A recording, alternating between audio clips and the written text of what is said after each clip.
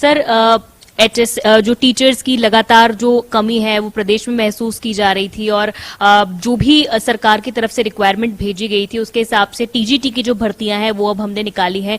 कब तक जो है इसके लिए रजिस्ट्रेशन किया जा सकता है, क्या कुछ इसके लिए इसकी जो चीजें हैं? देखिए, हरियाणा में जो टीचर्स है उसकी कभी बहुत कमी महसूस हो रही थी और हरियाणा की विधानसभा में माननीय मुख्यमंत्री जी और एजुकेशन मिनिस्टर ने कहा था कि जल्दी हम पोस्टें भरेंगे।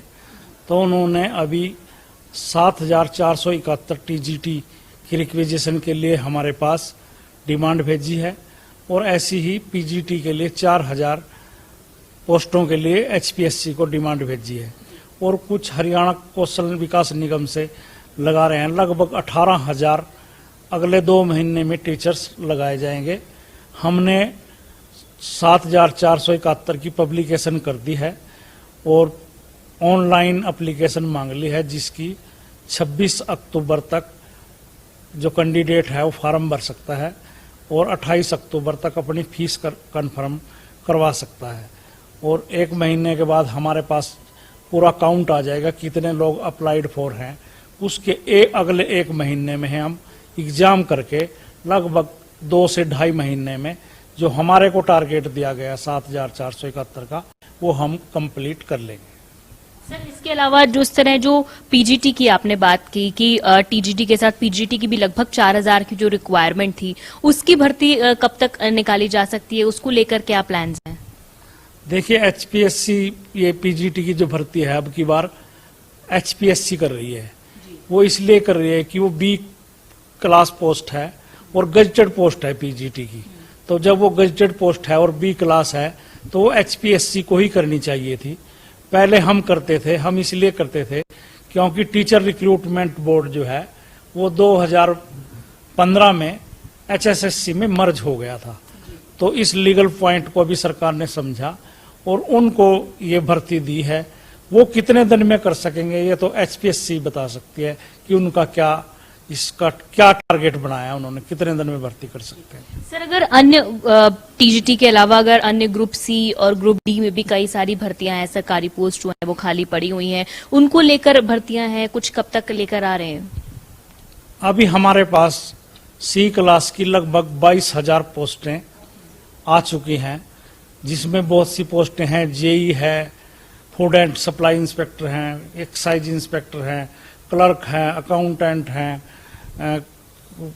कुछ और पोस्टें हैं इसी तरह की, सभी विभागों की पोस्टें हैं।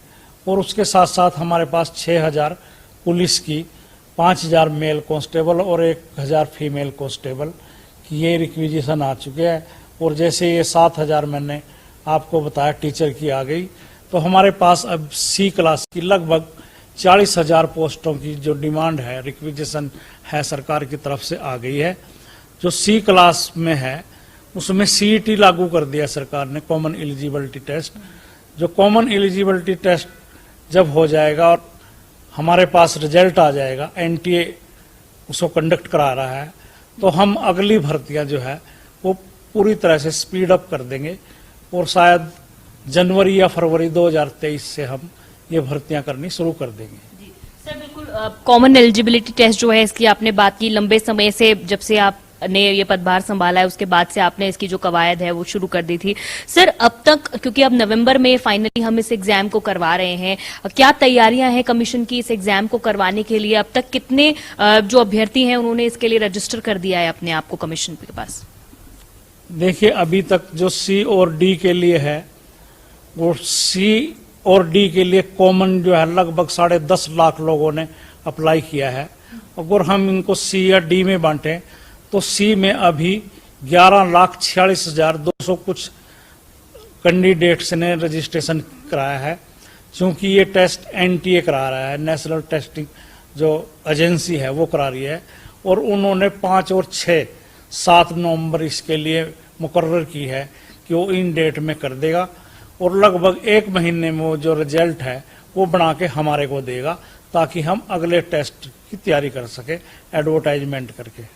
सर, सर इतनी बड़ी संख्या में 10 से 12 लाख तक जो अभ्यर्थी हैं वो एग्जाम देने वाले हैं, क्या तैयारियां इस एग्जाम को लेकर एचएसएससी ने की है? कितना स्टाफ जो है इसमें लगेगा? किस तरह कोई गड़बड़ी ना हो, कोई मिसहैपनिंग ना हो? इतनी बड़ी मात्रा में बच्चों के बायोमेट्रिक्स लेना और तमाम चीजें करना, तो क्या कुछ चीजें हैं सुरक्षा का, ट्रांसपेरेंसी बरकरार रखने का ख्याल रखा जाएगा? देखिए, मैं जैसे आपको बता रहा कि ये टेस्ट एनटीए करने जा रहा है और एनटीए का ही सारा स्टाफ इसमें लगेगा। उन्होंने हरियाणा सरकार से लॉ एंड ऑर्डर मेंटेन करने की एक बात कही है, बाकी सारा स्टाफ उनका लगेगा। और जो हमने उनको सेंटर भेजे हैं वो लगभग 1200 सेंटर हैं और 17 जिलों में ये एग्जाम 4 शिफ्टों में होगा। 2 शिफ्टें 5 नवंबर को और 2 6 नवंबर को होंगी, इसलिए 4 शिफ्टों में हो रहा है।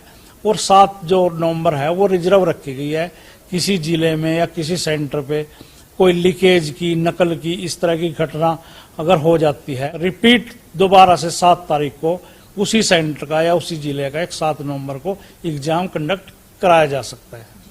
सर ओवरऑल अगर हम बात करें भर्तियों की, जितनी भी बार एग्जाम कंडक्ट करवाई जाती है या कोई एडवर्टाइजमेंट निकाली जाती है, या तो वो कोर्ट में किसी लीगल पेच में फंस जाती है या फिर कहीं पेपर लीक हो जाता है, तो कुछ जो लूप होल्स हैं उन्हें भरने के लिए कमीशन इस वक्त क्या कर रहा है ताकि ये जो पेपर लीक ना हो सके, युवाओं के साथ जो है वो किसी तरह का कोई गलती ना हो सके? क्योंकि कई बार जो सही अभ्यर्थी होते हैं वो भी कई बार भर्तियां अगर पूरी कोर्ट में लटक जाती हैं तो उनको भी इस बात का नुकसान होता है। तो बड़े स्तर पर एक ट्रांसपेरेंसी मेंटेन करने के लिए, ठीक तरह से सब संचालन करने के लिए कमीशन क्या कुछ कर रहा है अभी? देखिए, ऐसा है, हम इसमें कोई मानने में हम इनकार नहीं करते कि हमारा 7 और 8 अगस्त 2020 में जो पेपर होना था वो लीक हुआ था। अभी तक हमारा कोई पेपर लीक नहीं हुआ।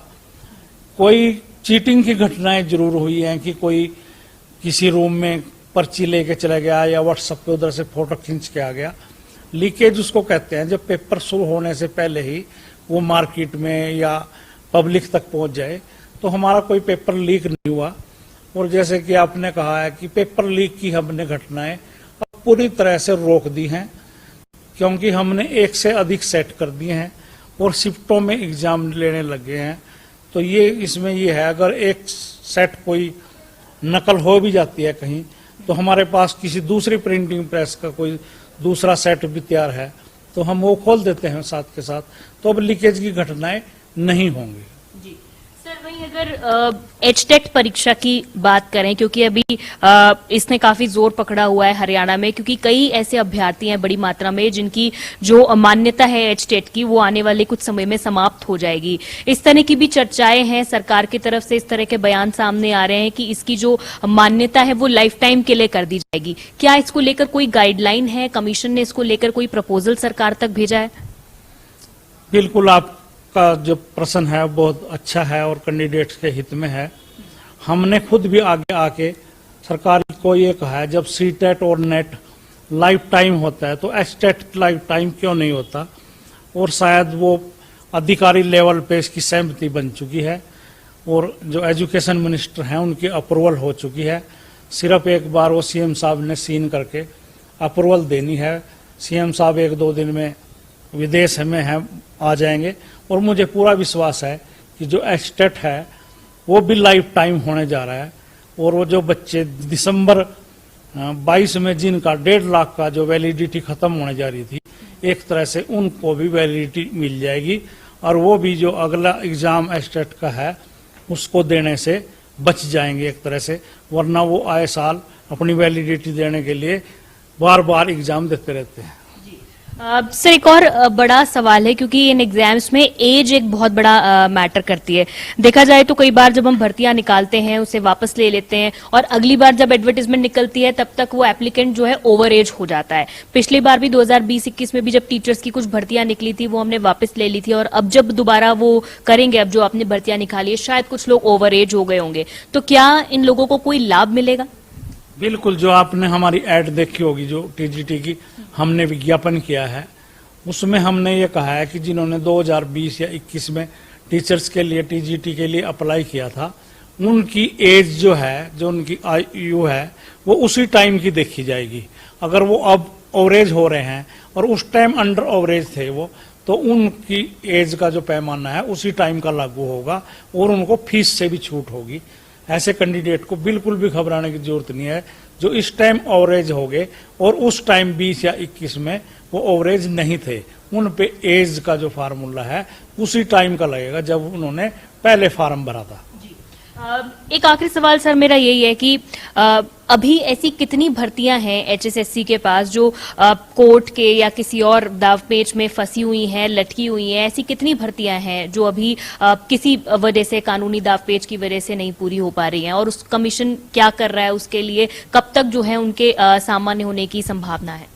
देखिए, ऐसा है, हर भर्ती में कोई ना कोई कोर्ट केस तो हो ही जाता है। बच्चे कोर्ट में चले जाते हैं, चाहे बच्चे ठीक हों या हम गलत हों। हर भर्ती चैलेंज होती है, मगर हमारी जो भर्ती है अभी वो पुलिस के जो कांस्टेबल, मेल और फीमेल कांस्टेबल की भर्ती है, उस पे स्टे लगा हुआ है। और वो 24 अक्टूबर को जो हमने फार्मूला अपनाया था इक्वी परसेंटाइल, जिससे हमने रिजल्ट तैयार किया था, उसके एक्सपर्ट को कि ये कैसे बनता है इक्वी परसेंटाइल से रिजल्ट, और जो Haryana staff selection commission of India है उसके एक रिप्रेजेंटेटिव को माननीय कोर्ट ने अदालत में बुलाया है कि वो हमारे को आके समझा दे कि इस फार्मूले से कैसे रिजल्ट तैयार किया जाता है। तो हमें पूरी उम्मीद है कि उन दोनों की बात सुनने के बाद माननीय जो अदालत है, कोर्ट है, हाई कोर्ट हरियाणा, वो इससे स्टे हटा देगी और इसी महीने में बच्चों के लिए अक्टूबर में एक अच्छी खुशखबरी मिलने वाली है, मुझे पूरी उम्मीद है।